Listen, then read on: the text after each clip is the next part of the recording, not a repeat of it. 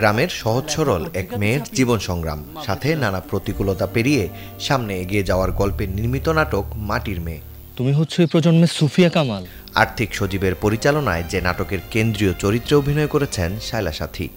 নাটকটি অনলাইনে মুক্তির পরে আসে আলোচনায়, উঠে আসে ইউটিউব ট্রেন্ডিং তালিকার শীর্ষে। দর্শকদের এমন সাড়া পেয়ে বেশ উচ্ছ্বসিত শায়লা সাথী।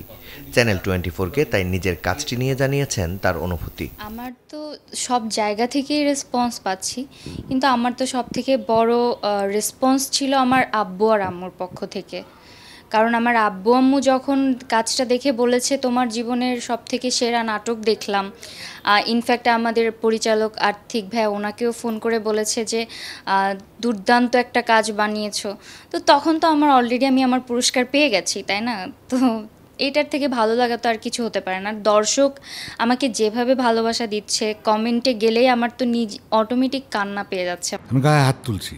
ভিন্ন গল্পের নাটক মাটির মেয়ে নিয়ে অনলাইনে দর্শক সাড়া দেখে খুশি এর নির্মাতা ও প্রযোজক। জানালেন দর্শকদের এই ভালোবাসা জুগিয়েছে ভালো কাজের অনুপ্রেরণা। সঠিক মাত্রার কার্বন কম্বিনেশন বৃদ্ধি করে পাইপের ডাক্টিলিটি ও হেভি লোড নেয়ার ক্ষমতা। Falcon MS pipe. তো আমার এতটা এক্সপেকটেশন অ্যাকচুয়ালি ছিল না। আমি ভেবেছিলাম যে এটা একটা অফ ট্র্যাকের গল্প, যেহেতু সাধারণ মানুষ নেবে না, কিন্তু আমার ধারণা ভুল হয়েছে যে একটা অফ ট্র্যাকের গল্প এভাবে মানুষ নেবে, সেটা কল্পনার বাইরে। প্রথমে আমি ভাবছিলাম যে এটাতে আমি বিফল হব, যেহেতু আমি সফল হয়েছি, ক্লাসিক্যাল কাজের সঙ্গে আধুনিকতার একটা মিশ্রণ মানুষ পছন্দ করছে। সো আমি এটা নিয়ে উৎসাহী। নেক্সট আমি এরকম কাজ আরও করার চেষ্টা করব। একটা মায়ের কাছে বাচ্চার গুরুত্ব, যে সন্তানের গুরুত্ব, যে পৃথিবীর সব কিছুর উপরে, এই জিনিসটা মানুষকে টাচ করছে।